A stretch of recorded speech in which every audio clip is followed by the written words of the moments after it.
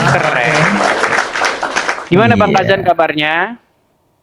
Alhamdulillah sehat. Kamu apa kabar? Gimana, sehat? Kabar baik Bang Kazan, kabar baik. Ya Bang Alhamdulillah. Kazan, hari ini kita sedang membahas tentang apa agama Muhammad sebelum ke Gua Hiro. Oke. Apakah Muhammad ini dia berada di jalan yang sesat atau tidak? Seperti itu. Oke, silakan. Menurut Al-Quran, apa agama Muhammad sebelum dia ke Gua Hiro? Silakan. Dari beberapa majelis taklim yang pernah saya ikuti, dari beberapa ustadz yang pernah saya dengar, bahwasanya Nabi Muhammad itu mengikuti ajaran yang diajarkan oleh Nabi Ibrahim. Oke? Menurut majelis taklim. Berarti bukan menurut Al-Quran ya? Nah, ustadz itu adalah penyampaian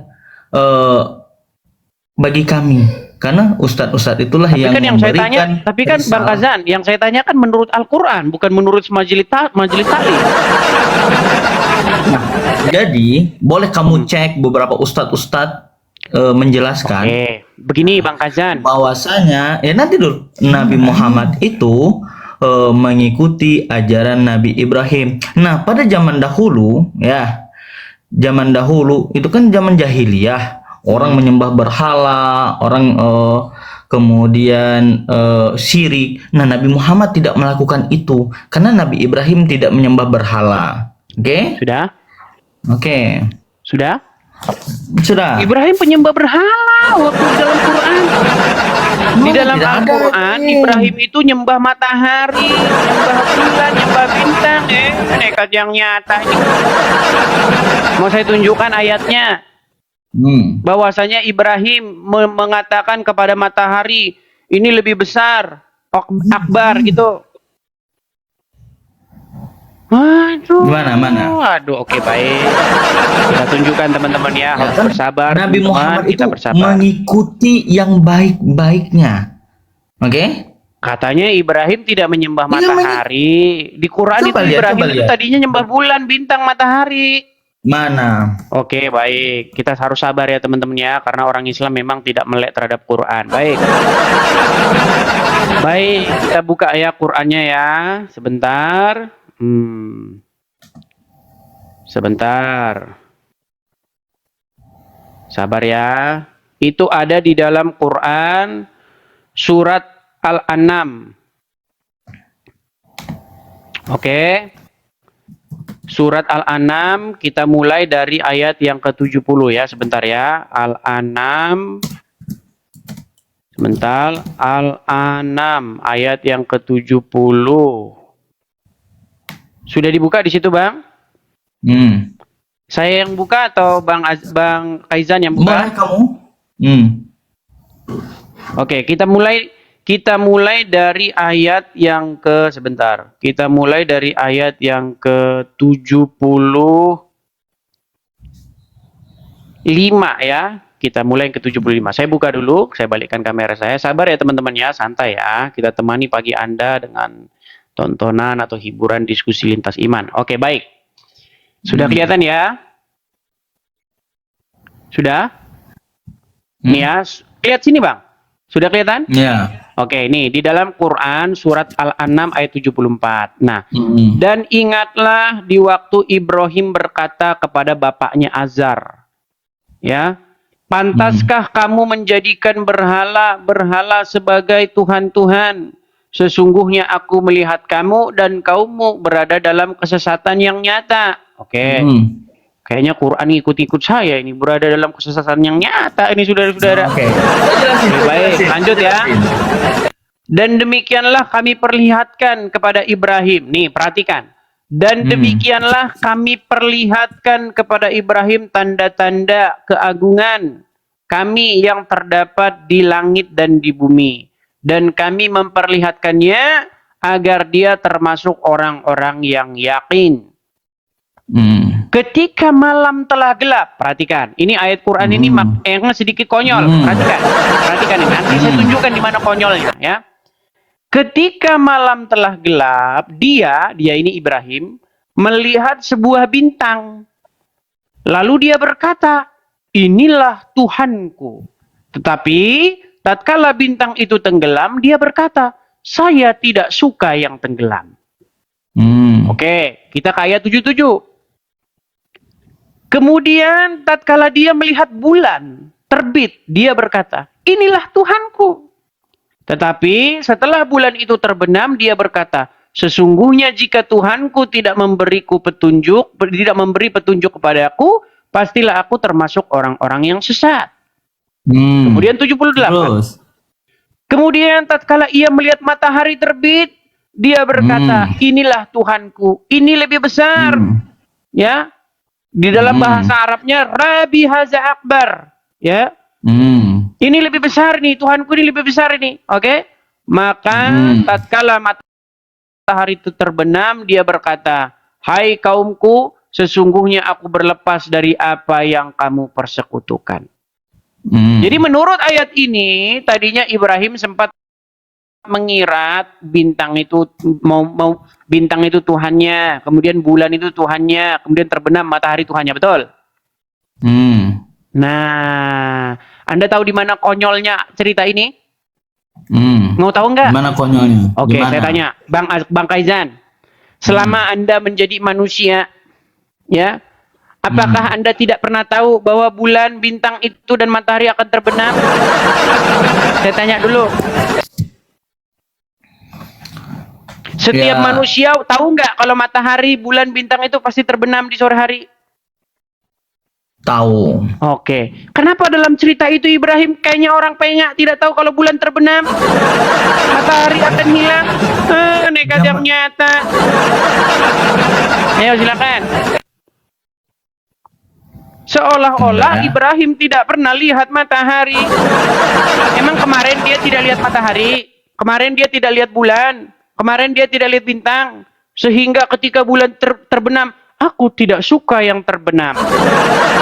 Oke, coba kamu lanjut ke ayat 80-nya. Nah, gimana? Coba kamu lanjut ke ayat 80. Iya, itu cerita, lalu dia diberi petunjuk. Nah, pertanyaannya sebelum dia diberi petunjuk itu, apakah dia tidak tahu bahwa bulan, bintang akan terbenam? Oke, kita bahas itu kan Nabi Muhammad mengikuti Ibrahim. Iya, sebelum makanya, Nabi Ibrahim sebelum kita kembali ke sana, artinya sosok Ibrahim yang ada di dalam Quran diceritakan dia menuhankan bulan, menuhankan bintang, kemudian bintang hilang, dia menuhankan bulan. Bulan pun terbenam. Kemudian dia menuhankan matahari, matahari pun terbenam, betul? Ya, setelah menuhankan matahari, kemudian dia baru akhirnya dia tiba-tiba ketemu Allah, betul? Betul. Nah, pertanyaan saya, waktu dia mengatakan matahari ini bulan bintang ini Tuhan, kemudian dia bilang aku tidak suka yang terbenam, apakah sebelumnya dia tidak tahu kalau bintang itu akan lenyap ketika waktunya? Mungkin beliau sudah tahu, menganggap bintang adalah Tuhannya, kan gitu. Iya, tapi dalam cerita itu kan dia bilang ketika bulan bintang terbenam, aku tidak suka dengan yang terbenam. Emang sebelumnya dia nggak tahu kalau itu terbenam? Hari-hari sebelumnya. Wallahu alam bisawab. Alam bisawab. Ya, nah, kita begini, Bang Kaizan, Bang, sebentar, sedikit, Bang. Bang, abang mau nggak jujur? Jujur. Mau nggak kita jangan membodohi diri sendiri? Nah, ini nggak mau. Oke, ayo kita bicara secara logika ya. Ya. Setiap orang yang sudah hidup di muka bumi ini sekian tahun, taruhlah Ibrahim umur 17 tahun. Taruh. Menurut abang, selama 17 tahun itu, apakah dia tidak pernah lihat bulan, tidak pernah lihat bintang, tidak pernah lihat matahari? Pasti lihat. Itu secara logika. Tapi kenapa di dalam narasi itu seolah-olah Ibrahim baru tahu kalau bulan akan terbenam? Bukan baru tahu. Oke, saya tunjukkan lagi, Bang. Ya. Oke, baik. Perhatikan. Saya ingin Anda menggunakan logika sehat Anda. Lihat nih. Oke. Ketika malam gelap, dia, maksudnya Ibrahim, melihat sebuah bintang. Dia berkata, inilah Tuhanku. Tetapi tatkala bintang itu tenggelam, dia berkata, saya tidak suka kepada yang tenggelam. Kemudian Iya, saya udah paham, saya udah paham. Sebentar Bang, sebentar. Kemudian tatkala dia melihat bulan terbit, dia berkata, inilah Tuhanku. Tetapi setelah bulan itu terbenam, dia berkata, sesungguhnya jika Tuhanku tidak memberi petunjuk kepadaku, pastilah aku termasuk orang yang sesat. Stop. Oke. Pertanyaan saya, apakah Ibrahim baru tahu bahwa bulan, bahwa bintang, benda-benda langit itu akan terbenam? Oh tidak, pasti sudah tahu sebelumnya. Sudah tahu. Mungkin. Lalu kenapa dia pura-pura tidak tahu di sini? Dia di situ nggak ada pura-pura tidak tahu. Nih, perhatikan ya. Tatkala telah gelap, dia melihat sebuah bintang, lalu berkata, inilah Tuhanku. Tetapi tatkala bintang itu tenggelam, dia berkata, saya tidak suka yang tenggelam. Emang sebelumnya dia nggak tahu kalau bintang itu akan lenyap kalau sudah pagi? Nekat yang nyata. Ya gimana ya? Ayo, saya mau Anda berjujur yuk. Silakan. Mau nggak Anda pikirannya kan dia belum mendapatkan petunjuk sama Tuhan. Bukan jadi masalah dia mendapatkan petunjuk, seolah-olah dia tidak tahu bulan itu akan hilang. Bintang-bintang lenyap, bulan juga lenyap, matahari juga terbenam. Nah, jadi gini, itu jujurlah Bang Faizan. Bilanglah, memang cerita ini konyol gitu. Nah, udah, ya biarin. Oke, gini. Coba ayo akui, memang cerita ini konyol gitu. Dengar ini. Dengar. Kan kita bahas kan. Kok kita kan Nabi Muhammad mengikuti siapa? Iya, sebelum kita ke situ. Pintar sekali kamu memframing. Oke, Bang Kaizan, sebelum kita ke situ Bang Kaizan. Anda sudah mengakui bahwasanya di dalam cerita itu seolah-olah Ibrahim tidak pernah tahu sebelumnya bahwa bintang itu akan lenyap, betul? Dan itu konyol, betul? Oh, enggak konyol sih. Enggak konyol. Katanya makasih Bang Tobias. Enggak konyol katanya teman-teman. Jadi gini. Mengakuinya. Beri saya pula penjelasan. Beri saya lagi. Kalau kamu terus itu bukan diskusi, itu memframing bahwasanya kamu yang terbaik di antara pengikut-pengikut kamu. Enggak boleh gitu. Kalau diskusi itu berikan saya membahas, oke. Jadi gini, kan pokok topik utama kamu kan agama Nabi Muhammad sebelum ke Gua Hiro. Jadi berarti Muhammad ikut-ikut seperti Ibrahim kan, penyembah bulan, bintang kan? Enggak lah, kan Nabi Muhammad kan mengikuti Ibrahim setelah Ibrahim mendapat petunjuk. Nggak ada di situ dikatakan setelah Ibrahim mendapat petunjuk. Ikutilah milah Ibrahim, jalan Ibrahim. Berarti tadinya Muhammad seperti Ibrahim. Coba lihat ayat 80. Coba lihat 80. Kaumnya membantah, dia Ibrahim berkata, apakah kamu hendak membantah tentang Allah?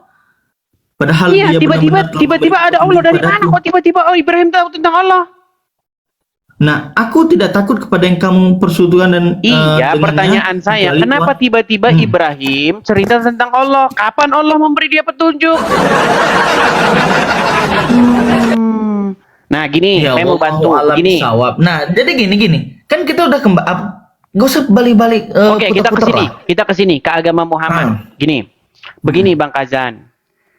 Menurut Anda dan Anda mengutip dari majelis taklim, agama Muhammad itu mengikuti milah Ibrahim.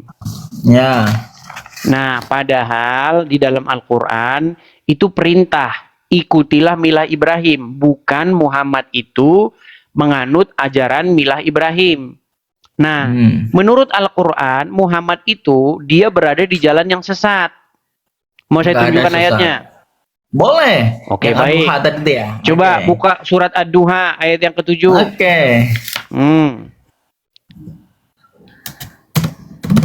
Apa dikatakan di situ dalam surat Ad-Duha? Sebentar. Mana ya? Ayat ke berapa tadi? Ayat yang ke-7.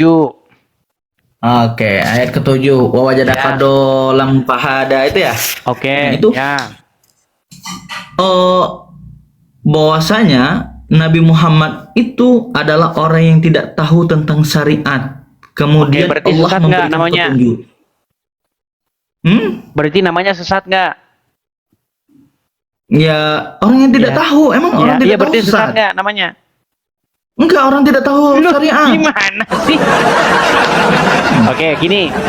Di dalam penutup surat Al-Fatihah, di situ ada kata-kata waladolin. Tahu? Apa arti waladolin? Yaitu jalan orang-orang yang sesat. Betul nggak?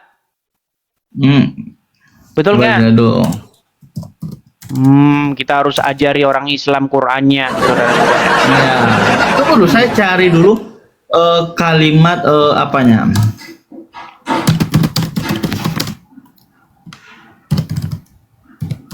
Dolan atau dolin itu sama itu. Kata dasarnya sama, sesat. Nah, di dalam Al-Fatihah, ketika Anda mengucapkan walad dolin, apa itu artinya? Ya, yang kata kamu tadi. Apa? Kata kamu orang-orang tersesat tadi. Orang-orang tersesat, dan Muhammad termasuk di dalam golongan orang tersebut, betul? Enggak. Duh, gimana sih? Oke, kita harus ajarkan orang Islam lagi, saudara-saudara. Baik, sebentar. Kita buka Quran surat, sebentar ya. Di dalam Quran surat, surat apa lagi tadi? Surat Ad-Duha ya. Oke, di dalam surat Ad-Duha ayat yang keberapa tadi? 7. Surat Ad-Duha ayat yang ke-7. Kemudian selain daripada surat Ad-Duha ayat yang ke-7 tadi, kita akan bukakan juga Al-Fatihah ya. Al-Fatihah ayat yang sebentar. Al-Fatihah ayat yang ke-5 atau 6 ya. Nih, sebentar. Sabar teman-teman ya. Sabar. Oke. Dikatakan di sini di dalam surat Al-Fatihah dulu ya. Nih.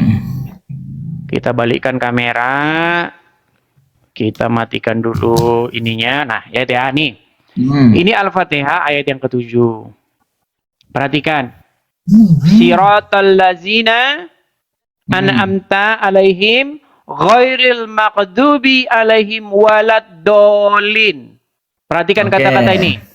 Waladdallin. Oke. Nah, apa arti waladdallin? Perhatikan. Mereka yang sesat. Nah, kata dolin ini diterjemahkan menjadi sesat nih. Jadi jalan orang-orang yang telah engkau beri nikmat kepada mereka bukan jalan mereka yang dimurkai dan bukan pula jalan mereka yang sesat. Oke? Nah, apakah Muhammad berada di jalan yang dolin ini? Mari kita cek di dalam Quran surat Ad-Duha ayat yang ke-7. Perhatikan. Betul. Wa wajaqada dolan fahada. Dan dia mendapati kamu sebagai orang yang berada di jalan yang dolan. Tapi dibikin di sini terjemahannya bingung, padahal aslinya sesat. Saya jelasin ya. Enggak, sebentar. Jangan diterjemahan. Kalau udah terjemahan kan udah disembunyikan kebenarannya. Perhatikan. Jadi Muhammad berada di jalan yang dolan nggak? Berada di jalan yang dolan nggak? Ya. Nah, jalan yang dolan ini sama nggak dengan dolan yang ada di sini? Sama-sama nggak kosakatanya? Kosakata yang sama? Ya. Iya. Berarti menurut Al-Quran Muhammad berada di jalan yang nanti kalau saya ngomong penjara kan. Setelah saya lihat, ini kan ceritanya Nabi Muhammad sebelum mendapat wahyu ya. Ya. Iya, makanya saya bilang ini tadi temanya, ini kumaha sih? Iya. Ini gimana sih? Iya, benar. Gini loh, perhatikan nih. Kan temanya apa? Agama Muhammad sebelum ke Gua Hiro. Makanya dia berada di jalan yang dolin, betul?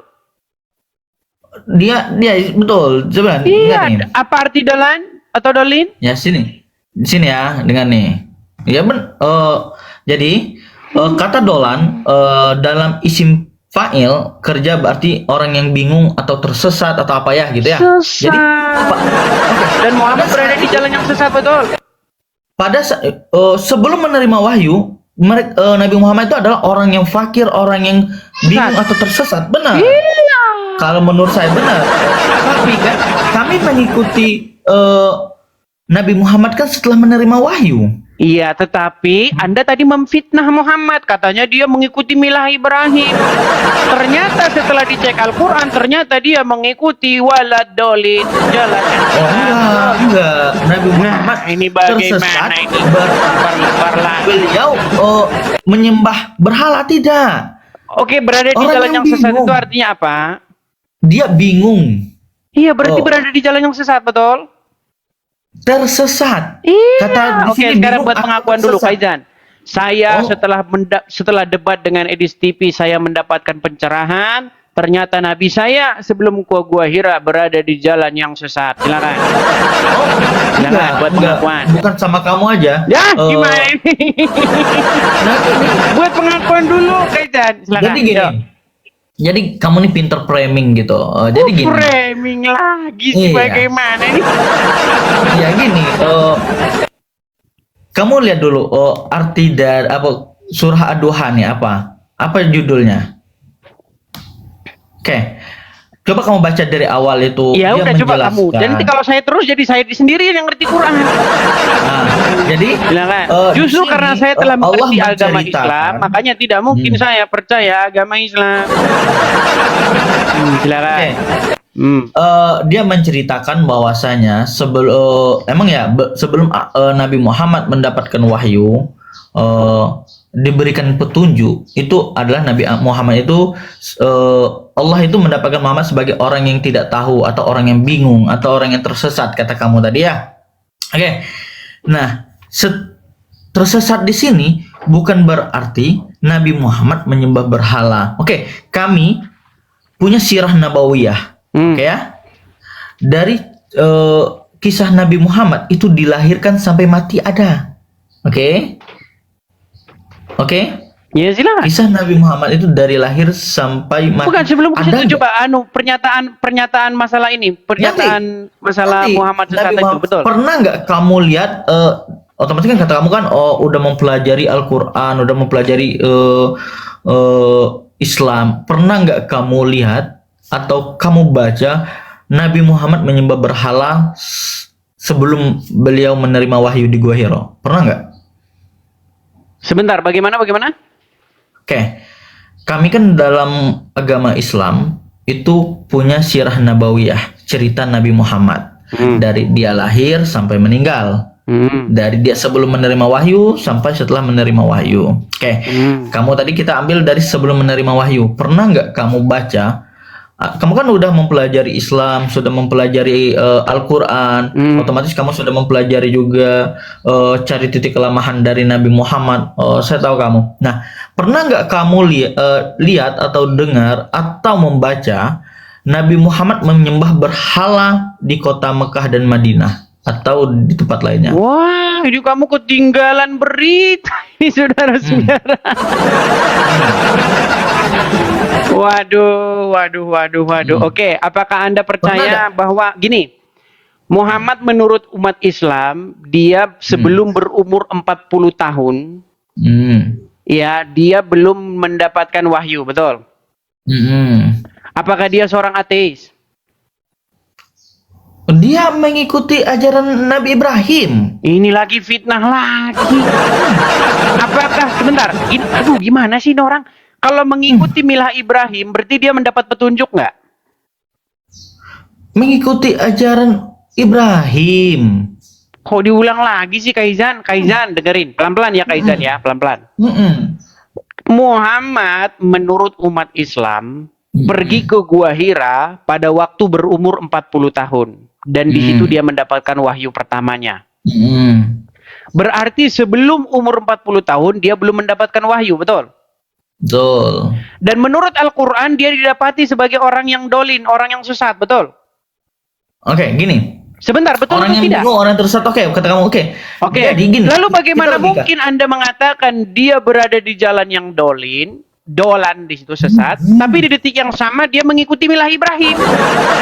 Ini kan kamu nggak nyambung. Oke, gini. Gimana ya? Jelasinnya. Gimana ya? Ya bingung. Nabi Ibrahim tahun berapa coba? Ini orang gimana sih? Ibrahim itu sudah ada jauh sebelum Muhammad lahir. Nah, kamu membuat klaim, kamu membuat dusta. Sebenarnya bukan kamu yang berdusta, Kazan.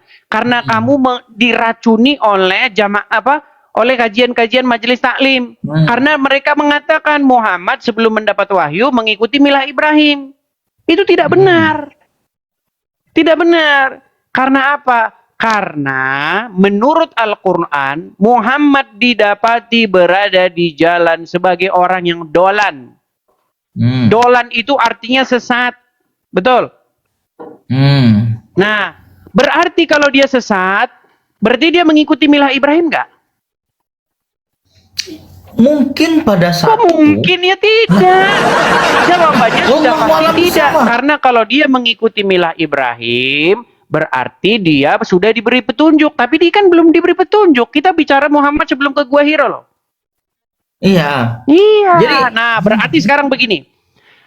Muhammad, dia mengikuti nggak tradisi-tradisi yang masyarakat yang berada di sekitar dia? Pergi ke Ka'bah. Setuju nggak ada dia pergi ke Ka'bah juga? Setuju. Iya, di Ka'bah apa yang terjadi sebelum Muhammad mendapatkan wahyu? Di Ka'bah apa ya? Pokoknya Nabi Muhammad menjalankan haji. Kamu tahu Abu Sebentar, Jahal? di Ka'bah ada apa waktu itu? Di Ka'bah ada berhala-berhala, betul tidak? Betul. Iya, dan Muhammad sebelum mendapatkan wahyu dia juga ikut bersama dengan orang-orang Quraisy itu, betul? Tapi Nabi Muhammad tidak menyembah berhala. Terus dia ngapain ke situ? Dia ngapain? Di Ka'bah. Coba lihat ya. Kamu tahu Abu Jahal, ini Abu Bakar, saudara-saudara. Di Ka'bah lalu dia berbuat apa, Bang Kazan?